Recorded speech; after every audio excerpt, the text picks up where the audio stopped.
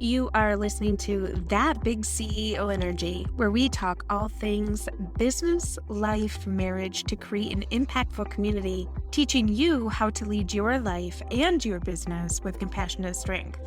It can be scary stepping out from the barriers we still carry while we were once employees and change the narrative to take charge of your business and team.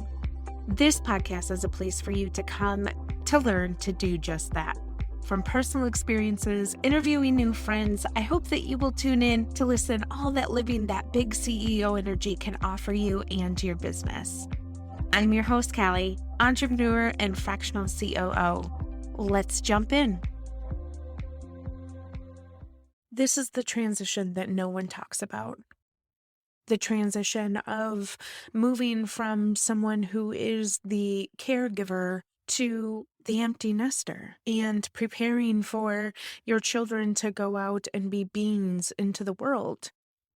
It's the transition that makes us feel like maybe we should have prepared better or got on top of this sooner. But the reality is that it hits us in the face. Today, I'm just sharing a little bit of my heart. If you follow me around in Clubhouse, then you know that I have been part of a group called Cup of Joy. And in that room, it really is a spot to go and have your cup filled with joy. And even if you're not feeling it, they give you a safe space just to be vulnerable and invite people to pour into you. And so, as part of being in that room, I've been able to meet some incredible women who encourage the vulnerability, who encourage being our authentic selves. And when they've done that, I've been able to open up about the struggle of being a mom that is transitioning from having a certain octave level in my house and transitioning to finding myself. And as many of you know, I was a single mom for a really long time. And I only have one biological child that I gave birth to. I also have two incredibly beautiful bonus children. But for a long time, it was just myself and Daniela, who is my child. And being a single mom is certainly a struggle in and of its own right. But one of the things that I found was that because I was a single mom, I had to do a lot of things by myself, right? I had to not rely on other people, and I had to make my life mission work as a mom be just that.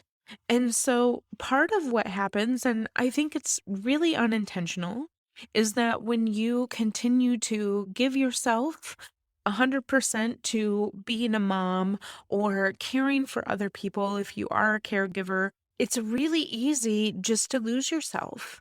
And as much as I would spend time with my friends, as much as I would, when she was gone to her dad's, I would spend time at the gym, travel, things like that. I still was very hyper focused on being a mom and making sure that, I was taking care of her needs and preparing for her before she came back home. And unfortunately, we had a situation where I couldn't stray too far, or I always had to be hyper focused on if I'm going to get a phone call to come and pick her up. So when you have that type of situation, it's very hard to relax and find yourself.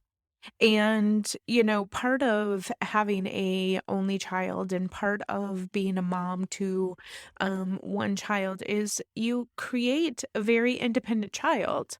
She didn't get another sibling until she was 10. And even then, they're not there on the weekends, and that's on her dad's side and all of those things. But she's still at the age of 10 started doing her laundry, started doing, loading the dishwasher, unloading the dishwasher, doing the things that you raise your child to do to become independent. And what that looks like is when she moved into ninth grade, it really started to hit home for me that there is going to come a day that while she may mentally need me at some capacity to be a coach and a mentor. The physical needs are going away. And because we're so close, because she is really the one that encouraged me to grow up quickly because I was a young mom, the transition looks a little bit different. And now, rolling into her junior year of high school, and she is beginning to drive, I really have to pull apart the onion layer and say, what do I look like in all of this? What do the things that matter to me look like in all of this? And the transition looks like now where, she's a little less dependent on me. She has, more of a friend group. So she's out doing those things. And, I slowly start to become less of the taxi and more of passing her in the hallway. And this is a very real thing. This happens and it's called teens. And so if you're experiencing this too, just know you're not alone. But it looks a little bit different now, because not every night is she sitting at the kitchen table. Not every night are we having conversations. And so the school year really will be interesting because it's now she totally won't be in the house during the day. And I think for me, it becomes a little bit different because I'm an entrepreneur now, right? And so even though last school year, I was an entrepreneur, I really was ramping up my business and doing all of the things that I needed to do to get it stabilized. And because I was so hyper focused on that, I really didn't feel the need to attend to this transition situation. And I was really, really busy. And so it's kind of one of those I was not really addressing it because I didn't see it as an issue. And not that it really is an issue, but now this school year, when I look at it and my business is more stabilized, I'm more on a secure track of what I'm doing. I have free time. I have free time. And that really is, it's exciting. It's encouraging, but it's also really, really scary because for the last almost 17 years, I've been a mom. I've been a mom so much that it was ingrained into who I am. And even though there are certain things that I love to do, that I am, working on doing, I still feel this small hole that I have. And the transition that nobody really talks about is just sort of that hole that lives in you, where you know that it's going to be okay.